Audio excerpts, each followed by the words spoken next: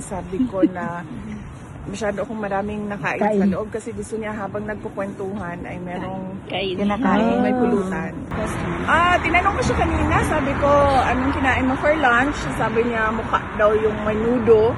And then syempre sabi ko, ang reaction ko was, sabi ko, ang tagal ko na hindi nakakain ng menudo, parang hindi na ata uso yung menudo ngayong panahon na ito. So, menudo daw. Menudo-like. Yan ang sinabi ka. Parang menudo. Magana pa rin. Pero hindi. Siguro.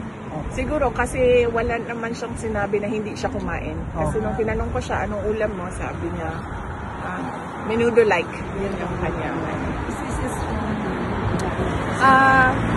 For an 81-year-old mom, normal siya na hirap maglakad.